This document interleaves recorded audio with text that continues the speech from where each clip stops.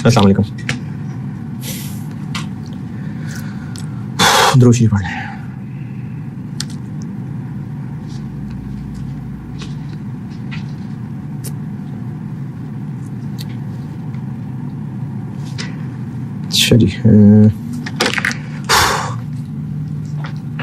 मैंने कल cash flow के सवाल दिए थे तो कैफ वाले, तो देख लेना खुद ही, अगर आपको खुद ही अंदाजा हो जाएगा कि करेंगे आप कि नहीं करेंगे। मैंने दे दिए थे 12, मिल गया कि नहीं ग्रुप में, और आप लोगों के वो रिकॉर्डिंग में मैंने रख दिए, प्लेस कर दिए। FR 1 के नहीं है, वो अब आपकी मर्जी है कितने करना चाहें। कैश फ्लो में बस इतना ही था, क्योंकि मेन तो वही कैश फ्लो बेसिक वाली ही है, और उसमें भी देखें कंसोलिडेशन में तो बहुत सारे कॉन्सेप्ट बताने वाले थे। कैश फ्लो में तो मैंने बस कॉन्सेप्ट एक दफा बता दिया, अब तो सवाल ही करने कैफ वाले, तो वो आपकी मर्जी है जितने भी प्रैक्टिस करना चाहें। मैंने आपको रिसेंट सवाल भी करा दिया। फॉरेन ऑपरेशंस कौन सा वाला?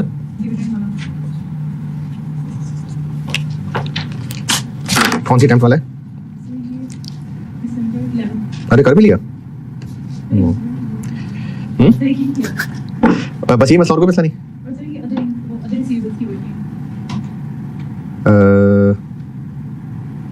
वर्किंग 3 डिविडेंड पूछ रही हैं आप? NCA वाला डिविडेंड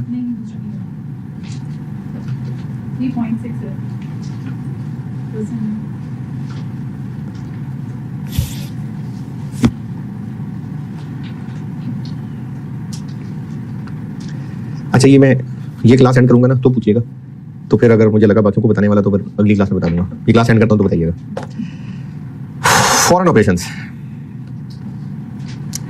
यानी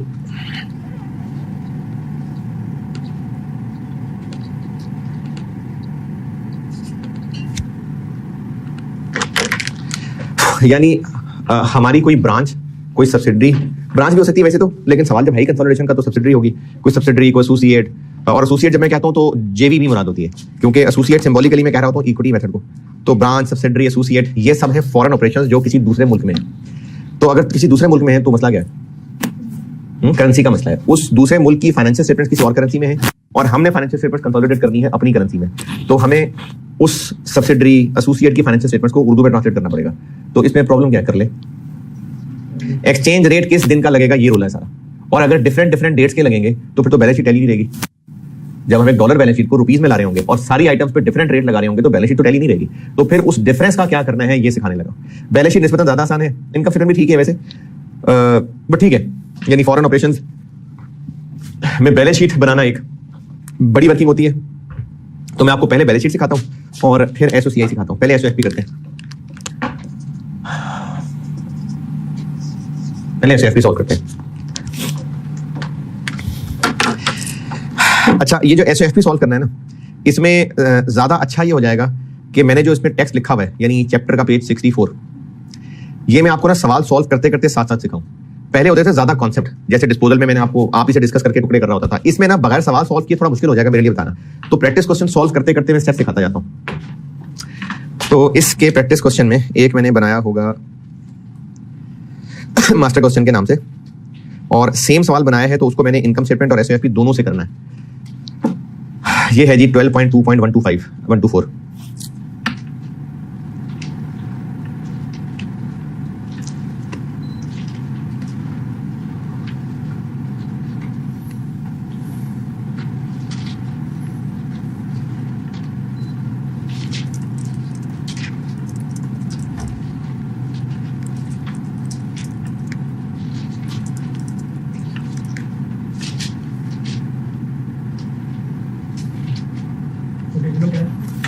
प्रैक्टिस क्वेश्चन का 12.2.124।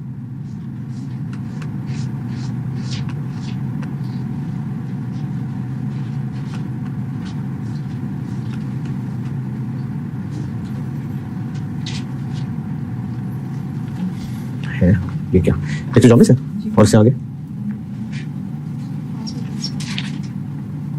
24, ठीक।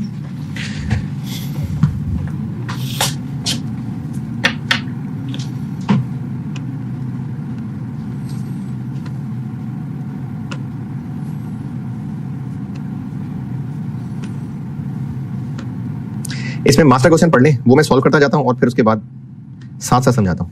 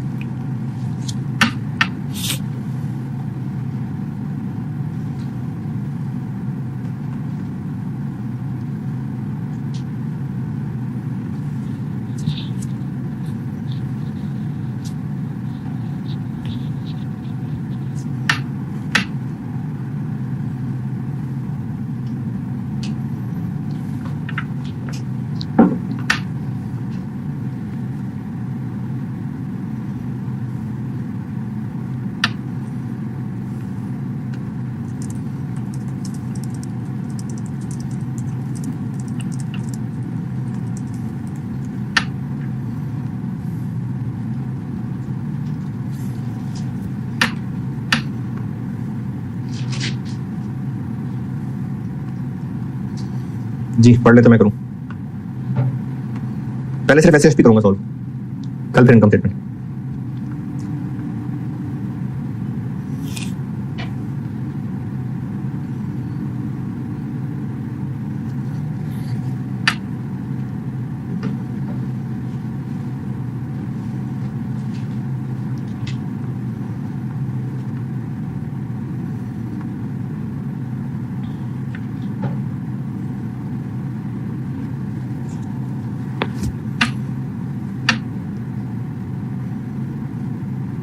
जी करो शुरू।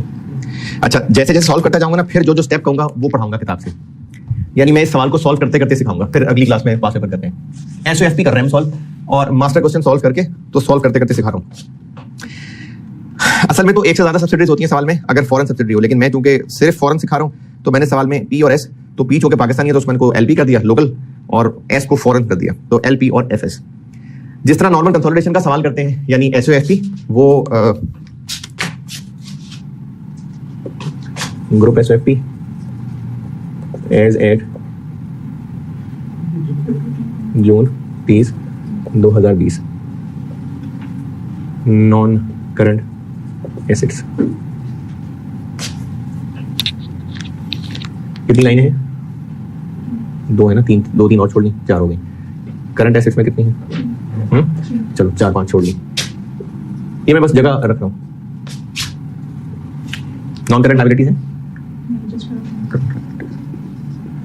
चलो ये मैंने एसएफपी की जगह रखी है। अच्छा गुडविल की वर्किंग जितनी जगह घेरती है ना, राइट साइड पे 2 कॉलम्स की जगह रखनी है आपने।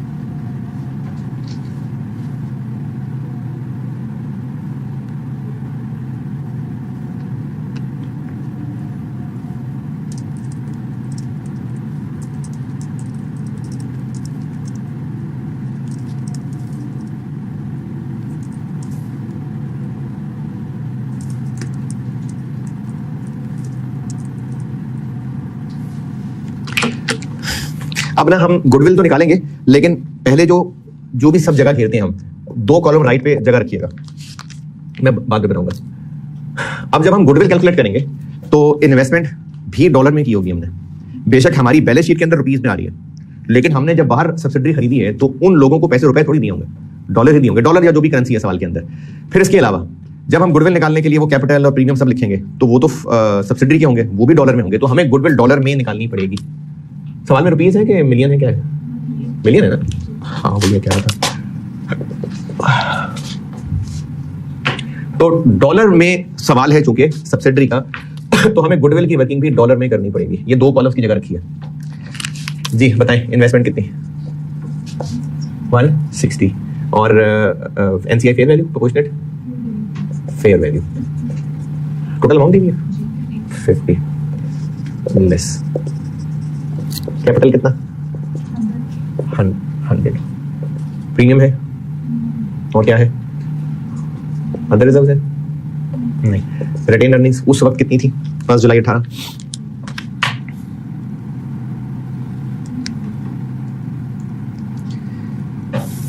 जी 1 जुलाई 18 को खरीदे थे, उस वक्त रिटेन अर्निंग कितनी थी?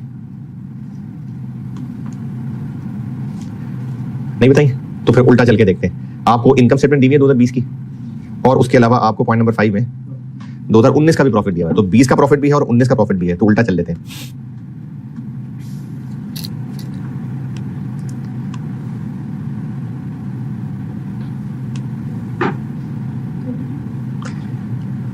लेकिन देखें शायद डिविडेंड भी हो।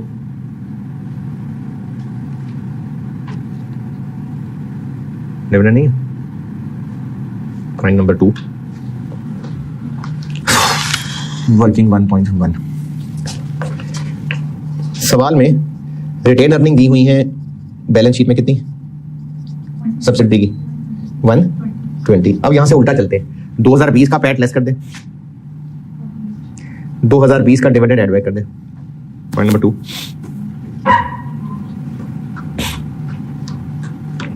जी, और उल्टा चलते हैं, 19 का पैट लेस कर दे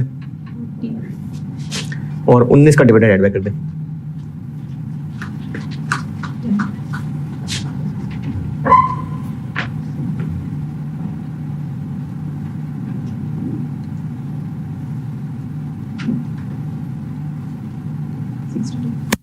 $62।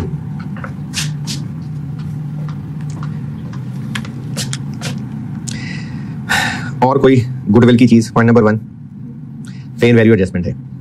फेयर वैल्यू एडजस्टमेंट ये है कि उस वक्त एक बिल्डिंग थी जिसकी फेयर वैल्यू 18 मिलियन ज्यादा थी। अंडर वैल्यूड का मतलब होता है कम लिखी हुई थी वैल्यू, असल में ज्यादा बनती थी, तो 18 मिलियन की पॉजिटिव फेयर वैल्यू एडजस्टमेंट हो गई।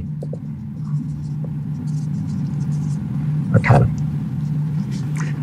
और कोई गुडविल की चीज, अच्छा इस फॉरेन सब्सिडरी के सवाल में और बाकी सवालों में थोड़ा फर्क आपको ये रखना पड़ेगा कि वहां पर ना हम हर एडजस्टमेंट का साथ साथ डबल इफेक्ट ले लेते थे, अभी ऐसे नहीं कर सकते क्योंकि ये डॉलर है वो रुपीस है, तो इसलिए 2 स्टेप्स पहले सॉल्व करने पड़ेंगे, उसके बाद फिर जाके हम डबल करने के काबिल होंगे।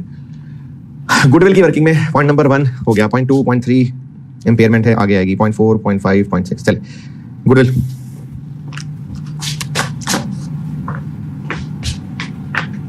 $180, तो गुडविल 30।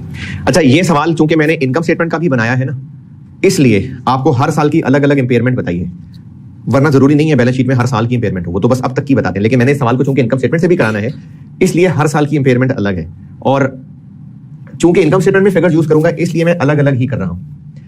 इसमें से इंपेयरमेंट माइनस 2019 वाली कितनी 5, उसके बाद मैंने ना एक लाइन छोड़ी है 19 की कितनी है, 19 में नहीं है, चलो 19 में नहीं है, ये एक लाइन छोड़ी है मैंने, उसके बाद इसका टोटल किया 30, फिर इंपेयरमेंट माइनस 2020 की कितनी 5, और ये फिर मैंने एक लाइन छोड़ी है 25।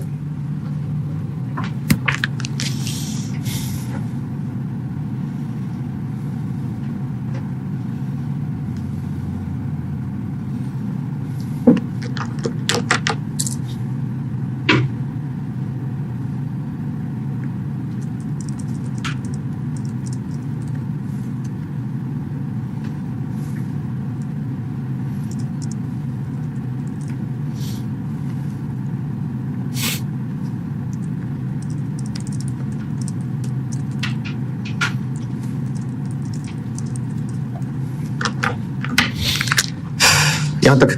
अच्छा अब ना हमने काम ये करना है कि एक कॉलम दूसरा कॉलम, एक्सचेंज रेट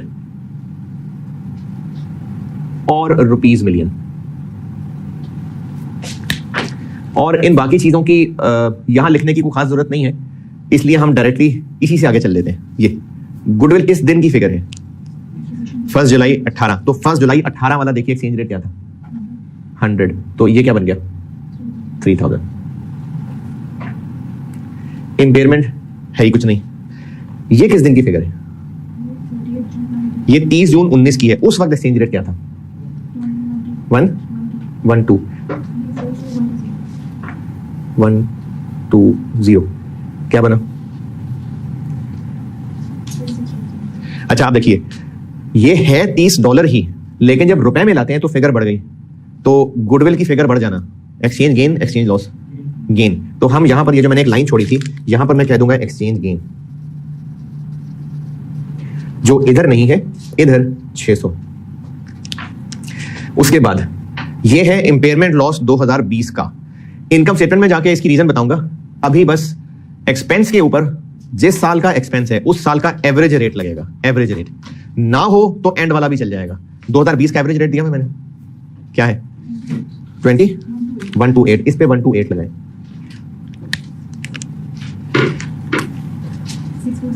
640 और उसके बाद ये 25 कब की फिगर है? उस दिन क्या रेट है? इस पे 130 लगाए। 32 ये इसमें से ये माइनस करें तो ये बनता है नहीं बनेगा, तो फिर मजीद गेन आ गया 29।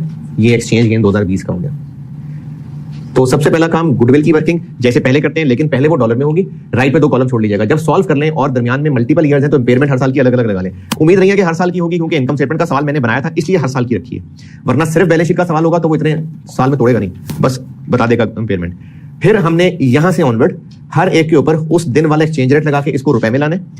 ये बीच में एक एक लाइन छोड़ लेनी है और वो एक लाइन इस कॉलम में काम आएगी, बैलेंसिंग फिगर। ये एक्सचेंज गेन लॉस होगा। ये हो गई गुडविल की वर्किंग। नंबर 1 पे हम करेंगे गुडविल की वर्किंग। इसमें किसी फिगर में एतराज है तो बताएं।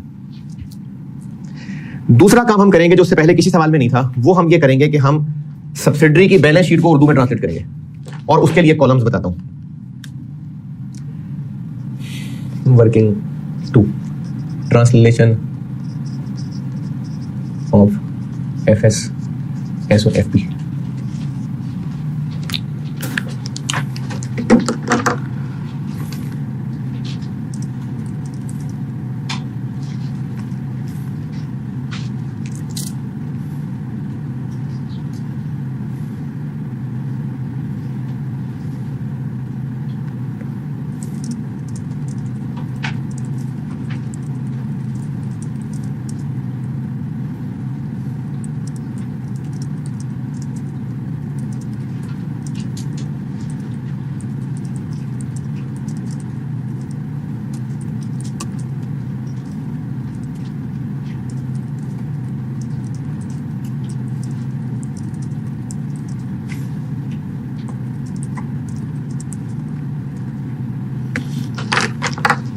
जी गुडविल से आगे चले।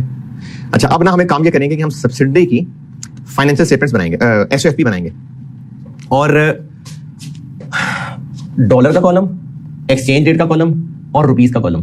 लेकिन इतनी जगह रख लेंगे कि जैसे यहां करते हैं ना ब्रैकेट में प्लस प्लस जो कर रहे होते हैं, उसकी उतनी को जगह रख के कि 2-4 चीजें प्लस माइनस करनी हो। एक डॉलर का कॉलम, एक्सचेंज रेट का कॉलम और फिर रुपीस का कॉलम। तो अब हम करने लगे हैं सब्सिडरी की SOFP को डॉलर, एक्सचेंज रेट और फिर आगे रुपीस, और हम सब्सिडरी की SOFP बनाएंगे पूरी। जब हम ये बना लेंगे ना, अब ये एक नॉर्मल सवाल बनेगा। पहले हम इसको रुपीस में बनाएंगे, उसके बाद फिर एक नॉर्मल जैसा सवाल बनेगा।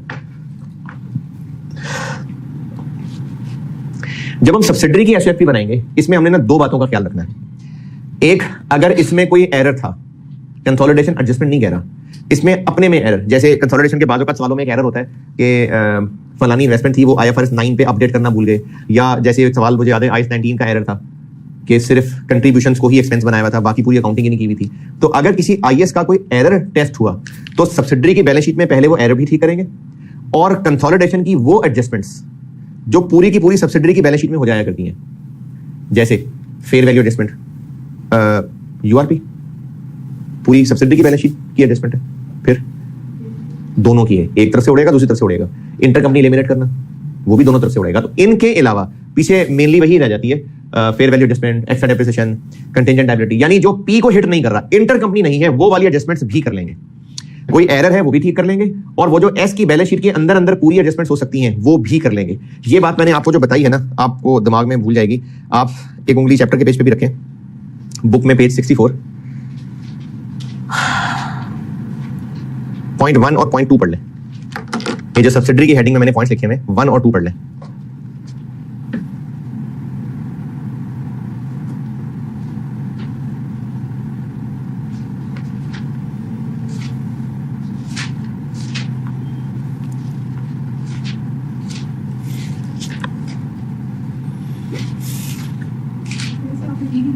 वो जब गलतियां ठीक कर रहे होंगे तो पी वाली भी पी में ठीक कर लेंगे, लेकिन उसकी खैर है, वो उस पी वाली की बात छोड़े, पहले सब्सिडरी की बात समझे। सब्सिडरी की बैलेंस शीट में जो गलतियां हैं वो भी ठीक कर लेंगे, और जो सब्सिडरी की बैलेंस शीट के अंदर अंदर कंसोलिडेशन एडजस्टमेंट हो सकती हैं वो भी कर लेंगे। अच्छा जी, सब्सिडरी की बैलेंस शीट बताएं जी क्या क्या है। अच्छा, ये हम वर्किंग कर रहे हैं ना, कोई प्रॉपर बैलेंस शीट तो नहीं बना रहे, तो नॉन करंट करंट लिखने की जरूरत नहीं है, सिर्फ आइटम्स लिखेंगे। क्या क्या है जी? पीपीई, और क्या है?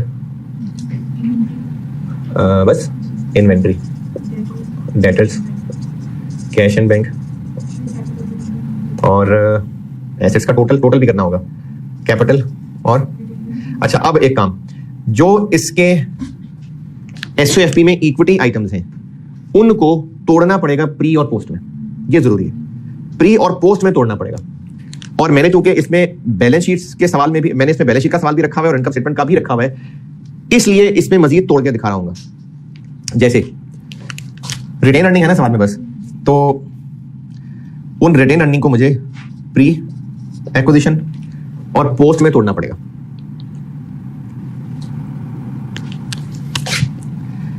और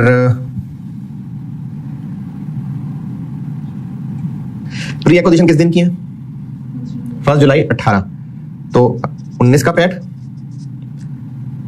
19 का डिविडेंड। मैंने ना इस सवाल में ये चीजें ज्यादा रखी हुई हैं क्योंकि मैंने इसको इनकम स्टेटमेंट का भी बनाना था। बैलेंस शीट में आपको ये डिटेल शायद नहीं दी होगी, इसलिए बैलेंस शीट के एतबार से शायद आपको ये चीज अजीब लगे, तो इस पे सब्र करके बाकी चीजों पे गौर करना। 20 का पैट और 20 का डिविडेंड।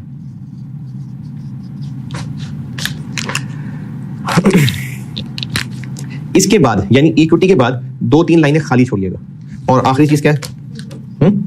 क्रेडिटर्स। ये 2-3 लाइनों का गैप है, 2 लाइनों का इनफैक्ट, लेकिन आप 2-3 लाइनों का गैप रखिएगा। टोटल नहीं, ये 3 लाइनों का गैप है, मैंने यहां 3 लाइनें फिट करनी है।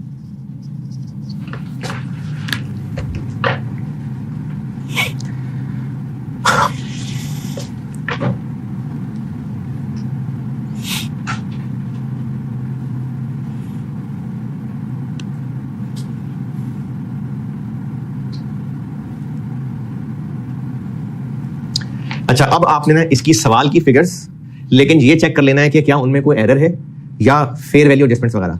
तो पीपी में कोई एरर है? नहीं। फेयर वैल्यू एडजस्टमेंट है?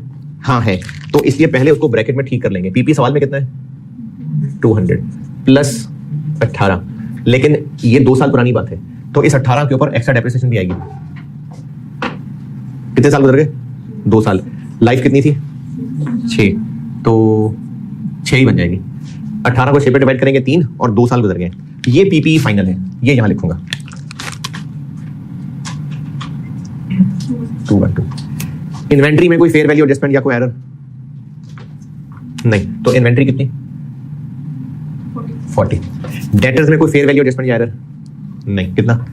20। कैश एंड बैंक में कोई एरर क्या? कितना? 10।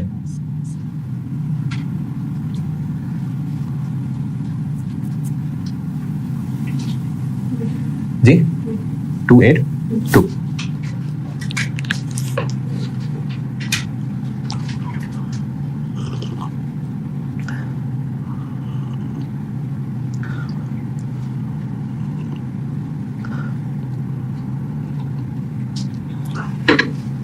कैपिटल में कोई एडजस्टमेंट या कोई एरर कितना है?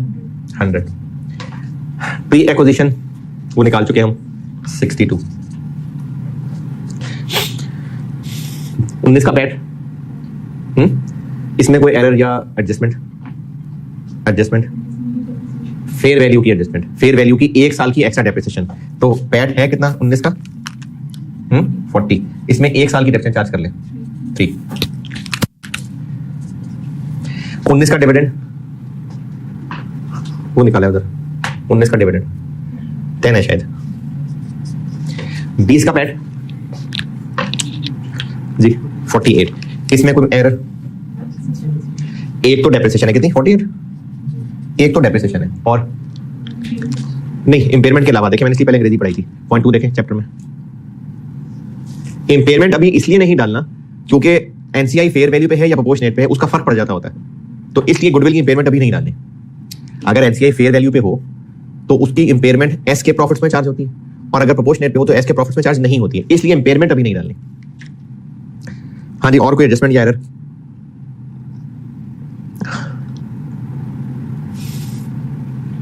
चलिए, भूल भाल गया होंगे, मैं बताता हूं। सवाल का पॉइंट नंबर 4,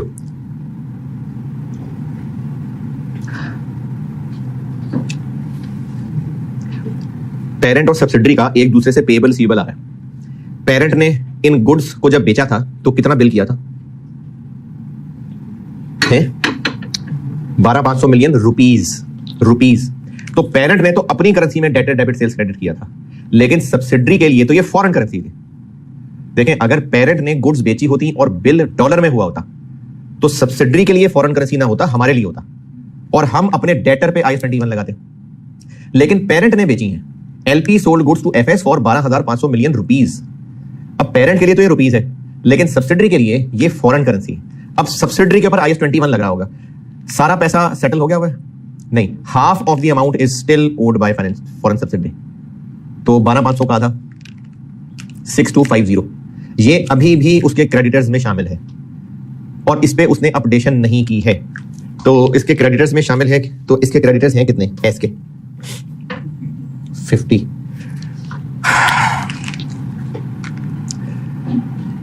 जब ये अपने क्रेडिटर्स 50 को नहीं, उस 6250 को ईयर एंड पे अपडेट करेगा तो monetary items, monetary foreign currency payable receivable किस रेट पे अपडेट होते हैं? IS-21 बहुत पुरानी बात है।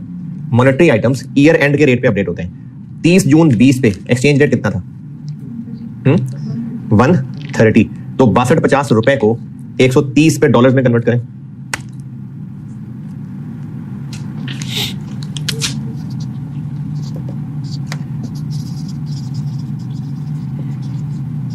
$62.50 डिवाइडेड बाय 130 जी, कितना? 48। जबकि पहले इसने जब इनको रिकॉर्ड किया होगा अपनी बुक्स में 1 जनवरी 20 को, तो उसने ये डेटर कितने पे रिकॉर्ड किए होंगे? 1 जनवरी 20 पे 150। तो वो यही वाला 50 ही है जो इसकी बुक्स में आ रहा है। इसको 48 पे गिराना है, तो 2 का हो गया एक्सचेंज गेन। अच्छा, ये आपको अजीब इसलिए लग रहा है क्योंकि आज तक हम लोग डॉलर को फॉरेन करेंसी कहते थे, हमारे रुपए को फॉरेन करेंसी कह रहा हूं मैं इस सवाल में।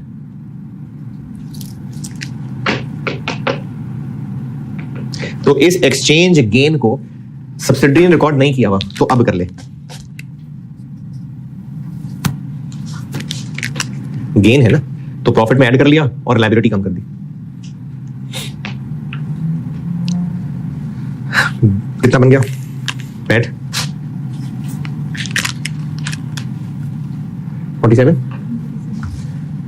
47। 20 का डिविडेंड 20।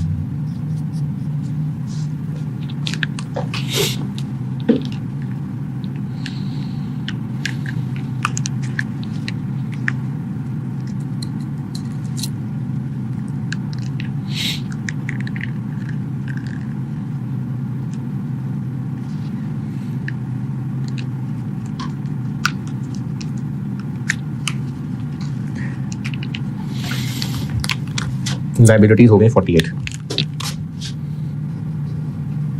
अच्छा, अभी आप इस वक्त देखेंगे तो बैलेंस शीट टैली नहीं है, एक चीज मिसिंग है। ब्रैकेट्स पे गौर करें, क्या मिसिंग है? बैलेंस शीट टैली नहीं होगी भी आपकी, एक चीज का दूसरा फैक्ट मिसिंग है। अरे इतने में तो बच्चा भी ढूंढ लेगा स्कूल का, कौन सी फिगर नहीं नजर आ रही दूसरी दफा? 18 मिसिंग है। ये 6 तो आ गया ना। एक्स्ट्रा डेप्रिसिएशन का दूसरा फैक्ट ले लिया मैंने, 2 का भी दोनों फैक्ट ले लिए। ये 18 का मैंने दूसरा फैक्ट नहीं लिया। तो पीपीई की फेयर वैल्यू एडजस्टमेंट पीपीई को बढ़ाया है, तो वो इधर जगह है तो कैपिटल के नीचे भी डाल सकते हैं। मैंने से चूंकि जगह मिस हो गई थी, आप अगर जगह बना सकते हैं तो मैं तो ऐसे जगह बना लूंगा। ये फेयर वैल्यू एडजस्टमेंट 18।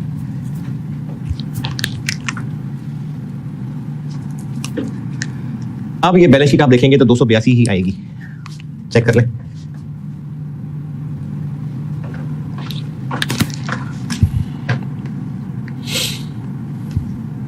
जी, यहां तक वाली बात दोहरा रहा हूं, foreign currency subsidiary, foreign subsidiary एक तो गुडविल की वर्किंग होगी, और जब गुडविल की वर्किंग कर लेंगे तो फिर साथ उसको रुपीज में भी लेके चलना है। दूसरा काम, इसकी एसओएफपी को ट्रांसलेट करना है, उसके लिए अलग वर्किंग करनी पड़ेगी, लेकिन वो करने से पहले अगर इसकी एसओएफपी में कोई एरर है वो ठीक कर लें। Number 2, fair value adjustment, internally generated brand वाला और वो कंटेंजेंट लायबिलिटी वाला, वो चीजें जो with in this balance sheet हुआ करती हैं, एक्विजिशन डेट वाली भी और उनके ऊपर बाद वाली एडजस्टमेंट्स भी, यानी वो कंसोलिडेशन एडजस्टमेंट्स जो इंटर कंपनी नहीं होती, वो भी सब इसके अंदर डाल लें, क्योंकि उन एडजस्टमेंट्स की फिगर भी डॉलर में ही होगी। जब ये सारी बैलेंस शीट डॉलर में है तो फेयर वैल्यू एडजस्टमेंट भी तो डॉलर में ही होनी है ना। एक इंटरनली जनरेटेड ब्रांड था, वो भी तो डॉलर में ही होना है। तो वो चीजें जो एस की अपनी बैलेंस शीट के अंदर कंसोलिडेशन एडजस्टमेंट्स हो सकती हैं, जिनको मैं जनरली फेयर वैल्यू एडजस्टमेंट्स कह रहा हूं, वरना कंटेंजेंट लायबिलिटी भी शामिल है, इंटेंजिबल एसेट भी शामिल है, और उनके बाद उन पे आने वाली एक्स्ट्रा डेप्रिसिएशन भी शामिल है, वो सारी भी डाल लें और एरर भी ठीक कर लें। तीसरी बात, इक्विटी को प्री और पोस्ट में जरूर बांटना है। प्री और पोस्ट, मैंने चूंकि इस सवाल में इनकम स्टेटमेंट टेस्ट करनी थी, इसलिए मैंने पैट और डिविडेंड अलग अलग बताए, वरना बैलेंस शीट में थोड़ी अलग अलग बताए होते हैं। मैंने इस सवाल में इनकम स्टेटमेंट डाली है इसलिए ये फिगर है, अदरवाइज आपको सवाल में बस रिटेन अर्निंग दी होती, तो उस रिटेन अर्निंग को प्री और पोस्ट में तोड़ के लिखते हैं। ओके, 3 काम किए, दोबारा बता रहा हूं, एसओएफपी बनाएं अलग से वर्किंग में। नंबर 1, उसमें अगर कोई एरर, किसी आईएएस का एरर है वो ठीक कर लें। नंबर 2, उसमें वो सारी कंसोलिडेशन एडजस्टमेंट्स डाल लें जो उसकी अपनी बैलेंस शीट में पूरी हो सकती हैं, इंटर कंपनी वाली नहीं। नंबर 3, इक्विटी के प्री और पोस्ट 2 टुकड़े में लिखना, और 2-3 लाइनें छोड़ लेनी है बीच में, इक्विटी के नीचे 2-3 लाइनें छोड़ लेनी है। अब एसेट्स लायबिलिटीज कब की फिगर्स होती हैं?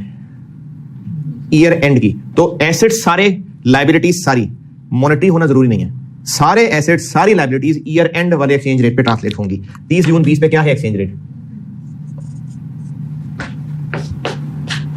और ये 130, क्रेडिटर 130 और सारे एसेट्स 130। देखें क्या बना, 212 को 130 पे,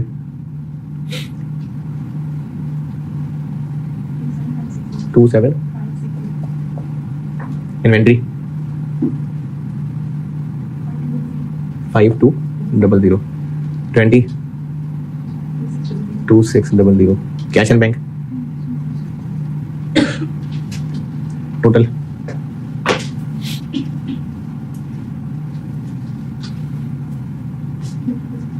जी 3660। एसेट्स और लायबिलिटीज पे ईयर एंड वाला रेट, कैपिटल और गुडविल में लिखी चीजें, यानी प्री एक्विजिशन और अगर कोई फेयर वैल्यू एडजस्टमेंट मैंने यहां टैली करने के लिए पूरी की है, इन पे किस दिन का रेट, गुडविल वाली चीजों जो गुडविल की वर्किंग में आती हैं। एक्विजिशन डेट वाला रेट, तो एक्विजिशन डेट यानी 1 जुलाई 18 पे क्या रेट था, 100।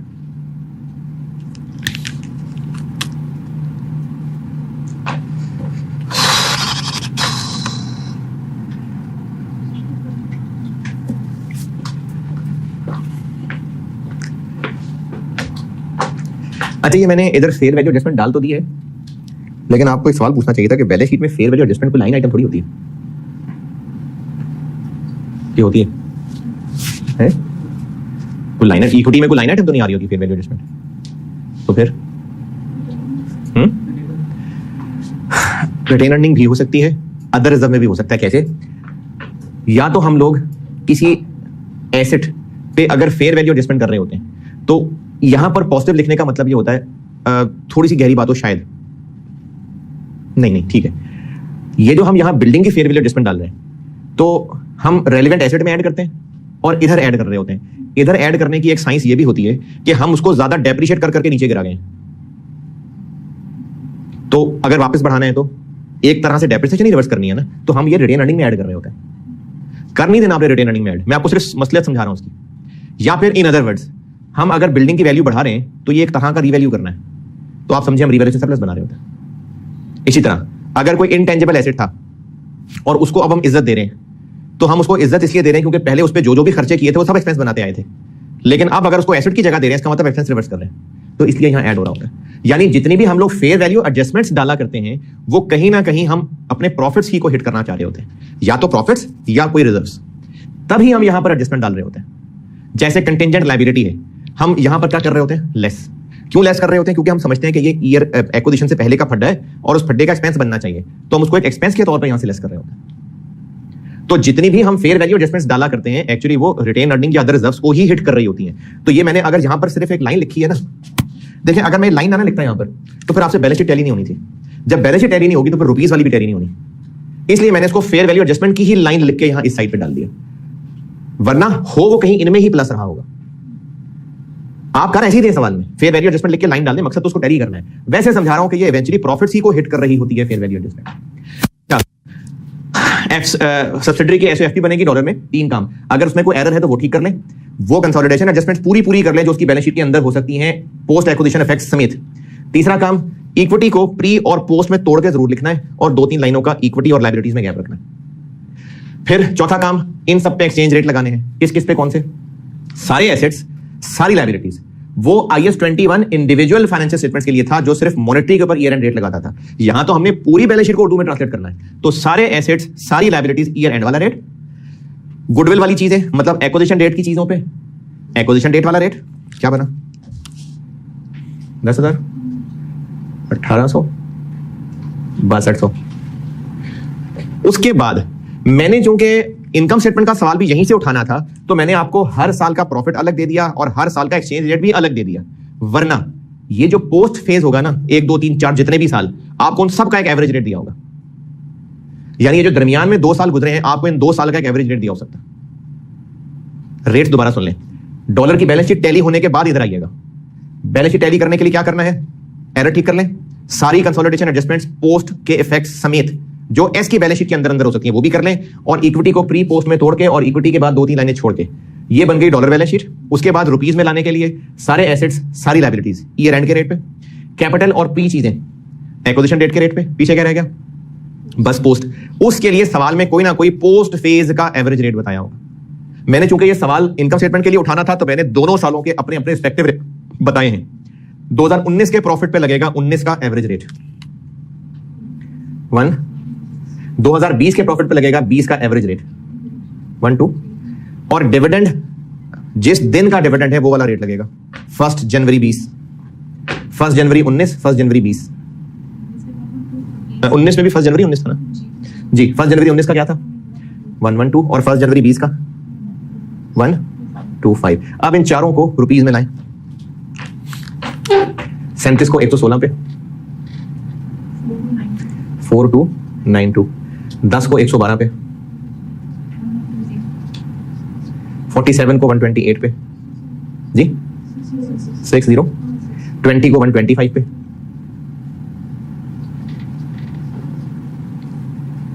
48 को 130 पे, 6240 है। ये क्या हुआ? 6250 होना चाहिए। अच्छा, ये 48 नहीं बनता है, पॉइंट्स में जा रहा है ना। अच्छा, लेकिन आप इसको 6250 करें। बाकी सवालों की खैर है, लेकिन जहां तो इंटरकंपनी बैलेंस ही 6250 है, तो मैं एलिमिनेट कैसे करूंगा? तो ये 6250। अब अगर हम लोग रुपीज वाली बैलेंस शीट को टैली करेंगे तो टैली नहीं होगी। क्यों नहीं होगी? क्योंकि ये सारी फिगर्स टैली थी। अगर हम इन सब को 130 पे लाते तो जरूर टैली होती, लेकिन हमने बीच में रेट चेंज कर दिए। तो अब आपने करना यह है कि एसेट साइड का टोटल ही यहां लिख लेना है, और फिर इक्विटी साइड पे बैलेंसिंग फिगर निकलेगी। लॉस भी हो सकता है, गेन भी हो सकता है। चेक करें कितनी।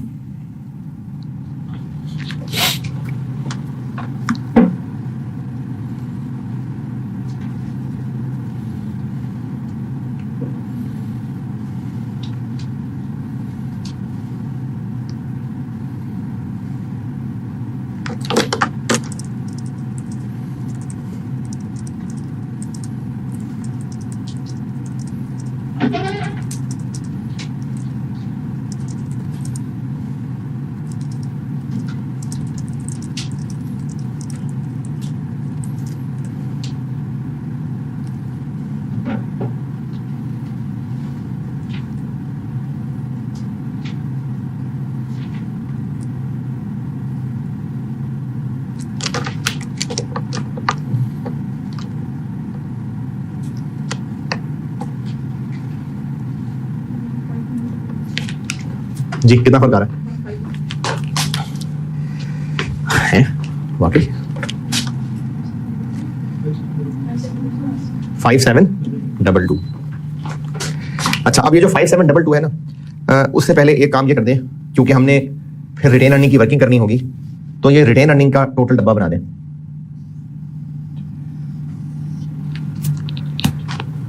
रिटेन अर्निंग्स का टोटल डब्बा बना दें ताकि रिटेन अर्निंग की फिगर आ जाए, ताकि हम लोग रिटेन अर्निंग की वर्किंग में लिख सकें 1 2 888। अच्छा अब बताइए क्या कह रहे हैं 5 7 2 2। इसको हम नाम देंगे एक्सचेंज रिजर्व्स का, ट्रांसलेशन रिजर्व भी कह सकते हैं। ये होगी रुपीस वाले कॉलम की बैलेंसिंग फिगर, और ये शो कर रहा होगा तब से लेके तब जो एक्सचेंज रेट्स बदल के यहां तक पहुंचे हैं उनका डिफरेंस। तो इसको एक्सचेंज रिजर्व या ट्रांसलेशन रिजर्व कहेंगे। ये भी इक्विटी की चीज है, रिजर्व है ना, तो इक्विटी की चीज है। तो ये नई वर्किंग है, ये दोबारा सुन लें। हम सब्सिडरी की एसओएफपी बनाएंगे, डॉलर, एक्सचेंज रेट और रुपीस। डॉलर बैलेंस शीट बनाते हुए पहले सवाल की बैलेंस शीट में अपने कोई एरर है आईएस के वो ठीक करेंगे, वो सारी कंसोलिडेशन एडजस्टमेंट जो इसकी बैलेंस शीट के अंदर हो सकती हैं पूरी वो करेंगे। इक्विटी के पोस्ट पी तोड़ के लिखेंगे और इक्विटी और लायबिलिटीज के दरमियान 2-3 लाइनें छोड़ लेना। फिर एक्सचेंज रेट क्या लगाना है, एसेट्स लायबिलिटीज पे ईयर एंड वाला, कैपिटल और एक्विजिशन डेट की चीजों पे एक्विजिशन डेट वाला।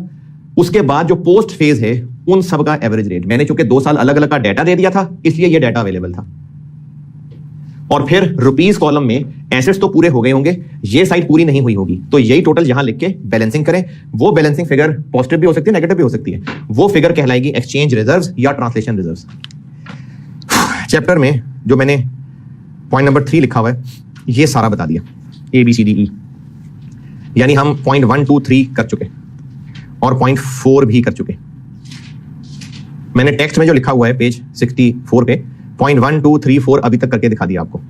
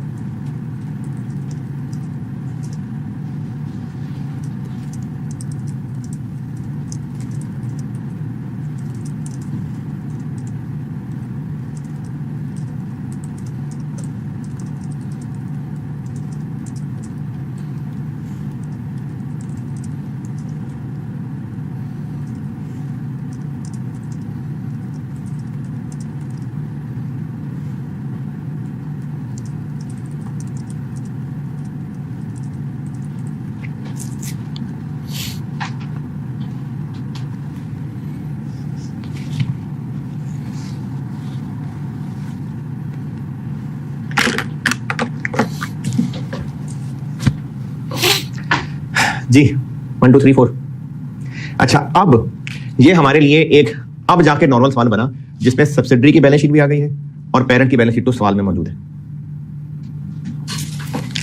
चले बताएं पीपीई 30,000 प्लस 27,560 और करंट एसेट्स। अच्छा गुडविल तो हम ला ही चुके हैं, कितनी लिखूं 3250 ये वाली। जी इन्वेंट्री 4,000 प्लस 5,200, डेटर्स 8,000 प्लस 2,600 और cash and bank 3,000 plus 1,300। Capital parent का 25,000, प्रीमियम नहीं है, रिटेन अर्निंग्स। अच्छा अब देखें रिटेन अर्निंग्स तमीज तो है कि सबसे आखिर में लिखी जाए, तो अब आएंगे यहां पर एक्सचेंज रिजर्व्स और इसकी मैं आपको एक वर्किंग सिखाता हूं।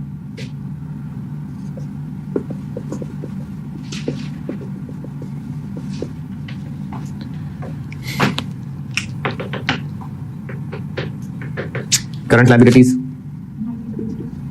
9800 प्लस 6250।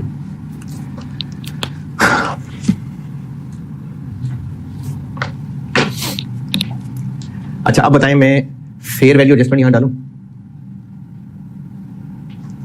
नहीं, हो चुकी है इनकॉर्पोरेट, वो डाल दी थी हमने। तो अब वो fair value adjustment, contingent liability adjustment वो नहीं दोबारा डाल देनी। अब हमने सिर्फ यूआरपी एडजस्ट करने और इंटर कंपनी एलिमिनेट करना, बस बाकी सब हम वहां कर चुके हैं।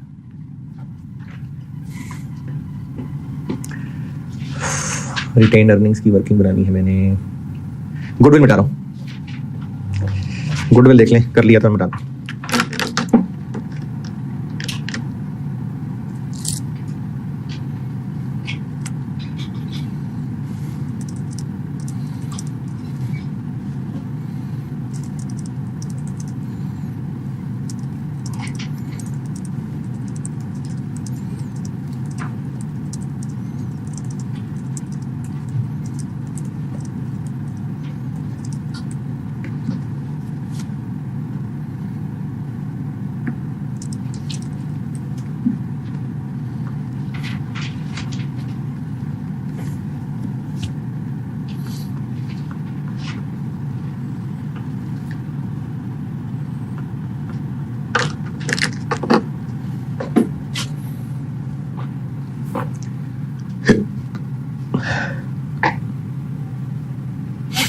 जी ये जगह मिटानी है।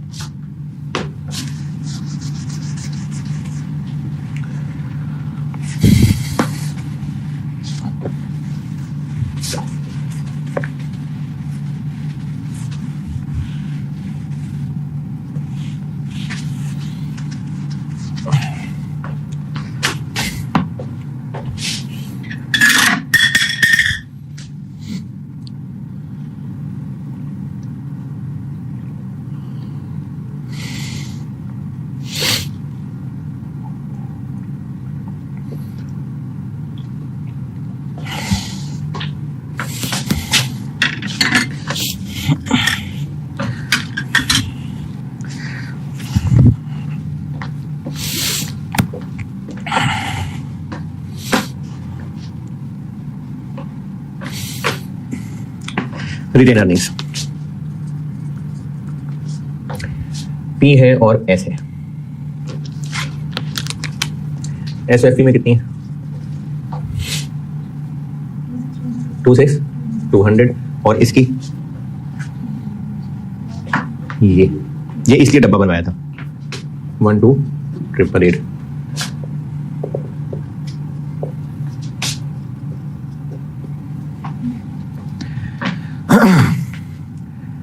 अच्छा, फेयर वैल्यू एडजस्टमेंट और उसकी एक्स्ट्रा डेप्रिसिएशन तो डाली हुई है, और क्या क्या एडजस्टमेंट्स रहती हैं रिटेन अर्निंग में करने वाली? सवाल पॉइंट 1 से शुरू करते हैं। पॉइंट 1 में फेयर वैल्यू एडजस्टमेंट ही डाल ली। Point 2 dividend. Point 3 impairment. यहां पर इसलिए नहीं डाली थी क्योंकि पता नहीं एनसीआई फेयर वैल्यू है कि प्रोपोर्शनेट पे, इसलिए यहां पर इम्पेयरमेंट नहीं डालनी।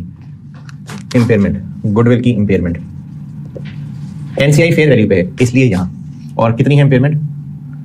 ये इधर ना वर्किंग वन में ये 640 ये है ना, ये वर्किंग वन में निकाली तो ये सवाल में तो डॉलर दी हुई है ना, ये वर्किंग वन एस वाले कॉलम से। अच्छा जी, पॉइंट 2 पॉइंट 3 पॉइंट 4 में कोई रिटेन अर्निंग की चीज? यूआरपी देखिए कितना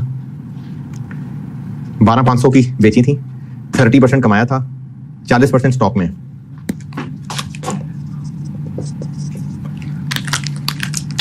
बारह 500 की 40% स्टॉक में है और 30% प्रॉफिट कमाया था जी। 1500 पी सेलर था, 1500 यहां से लेस और 1500 यहां से लेस।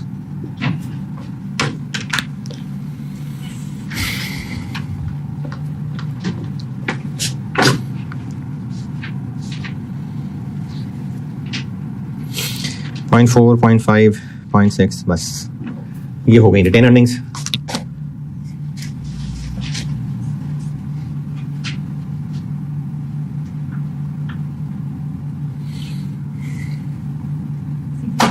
सिक्स 0 4 8 कितने परसेंट शेयर दिए थे?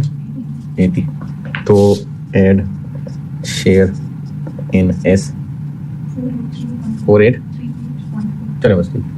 तो रिटेन अर्निंग बन गई।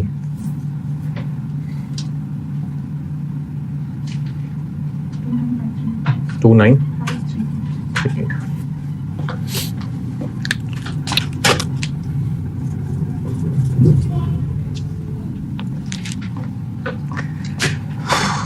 29,538 अच्छा, अब नई वर्किंग, दो लाइनें हैं, खैर क्या लंबी वर्किंग है, दो लाइनें हैं। एक्सचेंज रिजर्व, इसमें ना गिनती की दो लाइनें और ये दो ही रहेंगी। एक फिगर मिला करेगी इस वर्किंग से और एक फिगर मिला करेगी गुडविल की वर्किंग से। ये जो हमने सब्सिडरी की बैलेंस शीट ट्रांसलेट की है, इस ट्रांसलेशन के ऊपर ये गेन आया ना, तो ये सब्सिडरी के एसेट्स लायबिलिटीज के ऊपर गेन है, तो सिर्फ पेरेंट का है या एनसीआई का भी है? एनसीआई का भी है। तो ये जो हम एक्सचेंज रिजर्व बना रहे हैं ना, ये पेरेंट के लिए बना रहे हैं। तो एक तो वो जो वहां ट्रांसलेशन रिजर्व आए थे, एक तो उनका 80% लगेगा,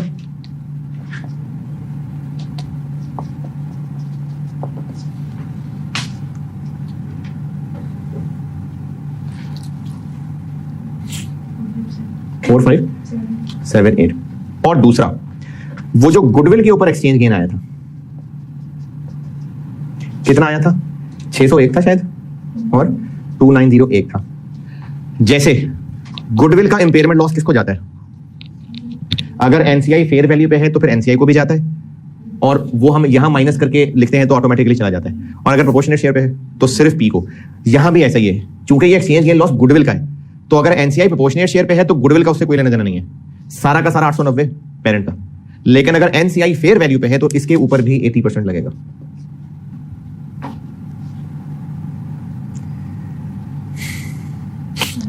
सेवन 712 5। तो फॉरेन सब्सिडरी आने से ये एक नई चीज आई है इक्विटी के अंदर, जिसमें दो ही लाइनें आनी है। एक उस बैलेंस शीट की ट्रांसलेशन के ऊपर जो गेन आ रहा है उसमें तो शेयर लगना ही लगना है, और दूसरा जो गुडविल की वर्किंग से निकला है, अगर एनसीआई प्रोपोर्शनेट पे है तो फिर सारा का सारा, और अगर एनसीआई फेयर वैल्यू है तो उस पे भी शेयर लगना है।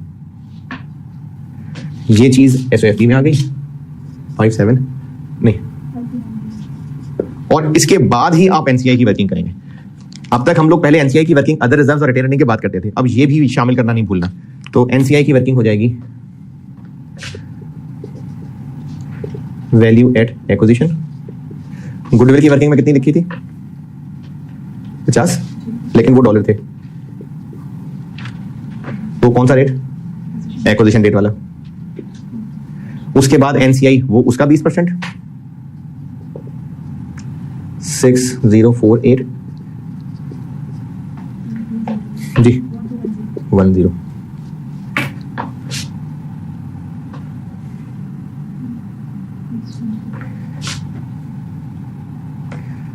और ये जो एक्सचेंज गेन लॉस लिखा है हमने,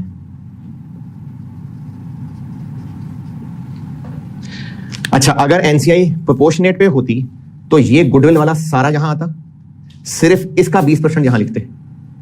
अब यहां इसका भी 20 आना है और इसका भी 20 आना है, तो हम ये भी कर सकते हैं कि 5290, ठीक है, 20/80 जी जी नहीं 23 नहीं बनता, 22 बनता है, वरना वो 52 ऊपर निकल जाएगा, वरना वो 57/22 ऊपर निकल जाएगा। 7532।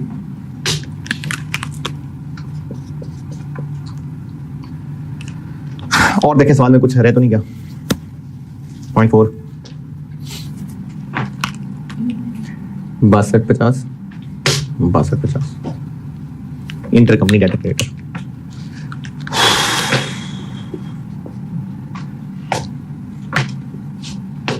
सत्तावन 560 इन्वेंट्री 77 और ये 4750 और ये 4300 9800 देखें टैली।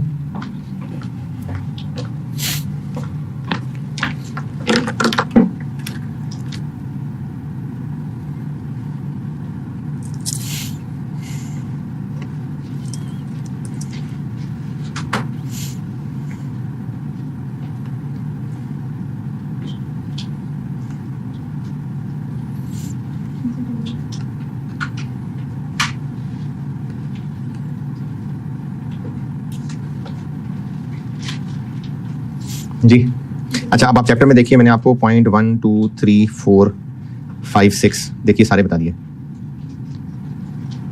ये पेज 64 सारा पढ़ लें।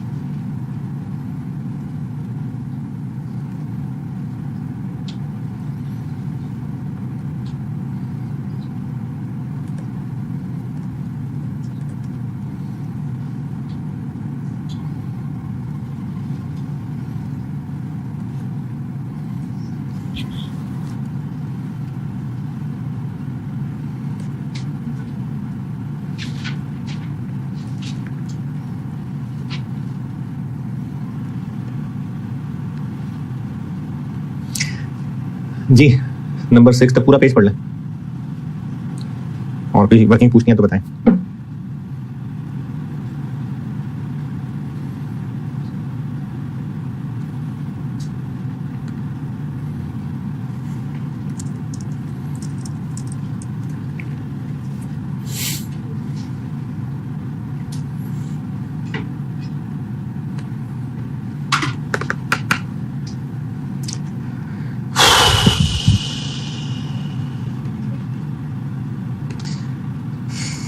अच्छा ये जरा लगे आता हूँ, अगले पेज के टॉप पे देखें डब्बा बना हुआ है, या शायद इसी में अगले पे डिस्पोजल, ये भी पढ़ के देखेंगे, समझ आती है तो ठीक है, नहीं तो सवाल के साथ सिखा दूंगा।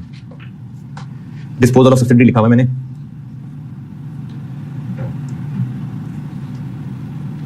अगर समझ आया तो ठीक है, नहीं तो कोई बात नहीं, सवाल के साथ समझा दूंगा।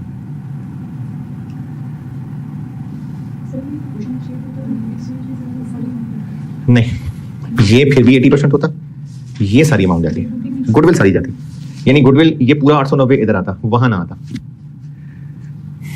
डिस्पोजल वाला डब्बा, इसका मतलब है कि अगर फॉरेन सब्सिडरी को बेचेंगे तो जब हम उस पर गेन लॉस ऑन डिस्पोजल निकाल रहे होंगे, उसके अंदर ये फिगर भी डाल देंगे, ये वाली। जब हम गेन लॉस ऑन डिस्पोजल निकाल रहे होंगे तो उसके अंदर ये 5290 भी डाल देंगे, ये मतलब है इस पॉइंट का।